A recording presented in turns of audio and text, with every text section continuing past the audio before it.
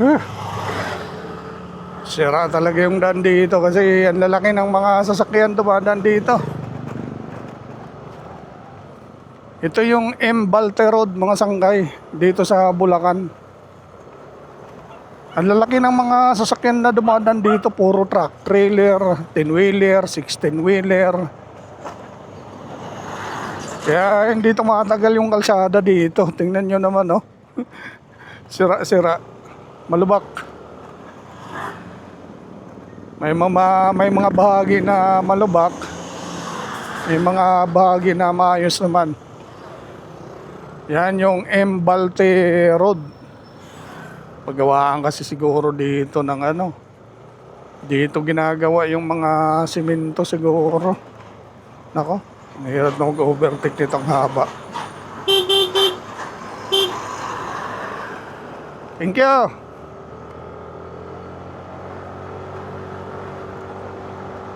Mabutan tayo ng gabi sa ganitong daan.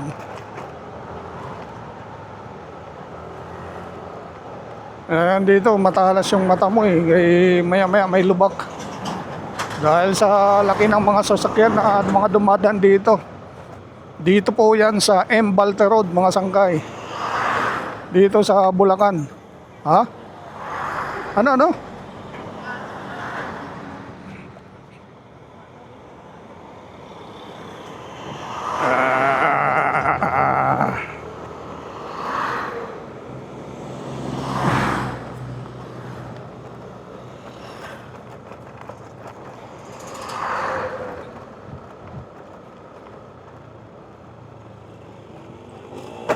Grabe lubak.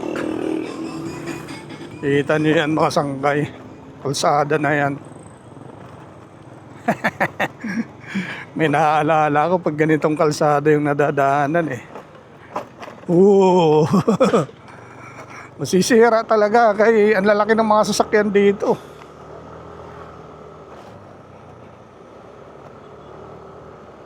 Mas malalaki pa sa mga mixer.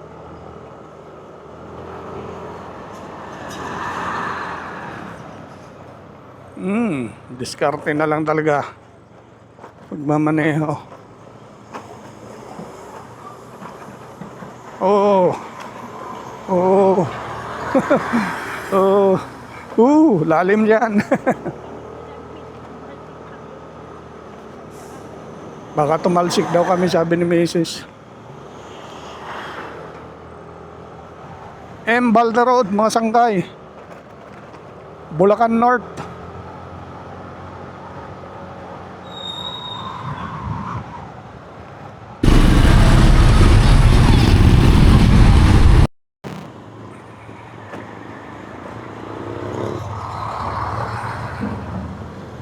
Grabe tong kalsada na to mga sangkay, oh.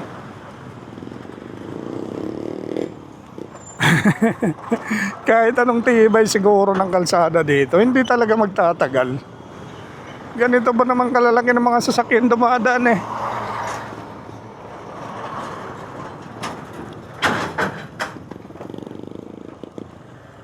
M. Balte Road mga sangkay.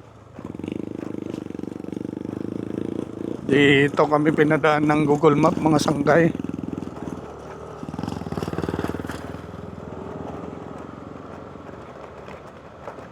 Ano kayang kalalabasan nitong M. Balte Road mga sangkay?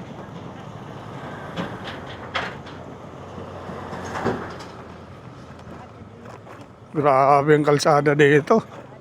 Talo pa yung doon sa ano ah. Ayokong mag-mention ng lugar.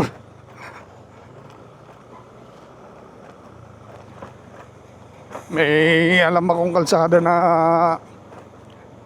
mas malala pa dito.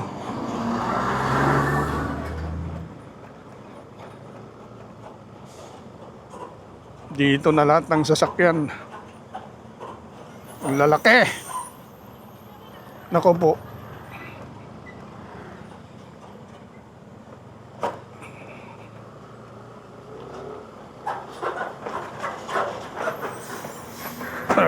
Diskarte na lang, Felix. Di ka dumiskarte daan. Maiiwan ka.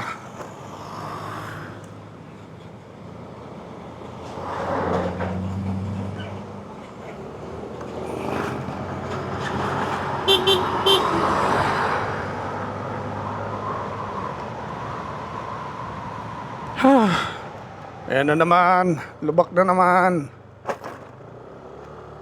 Ano kayang kalsada ito? Grabe itong kalsada na to sa Kasira. Embalde Road. Bulacan, mga sangkay. Sa laki ba naman ng mga sasakyan ng mga dumadaan dito? Ito medyo okay. Bago yatang simento to. Pero hindi magtatagal, bibigay din to.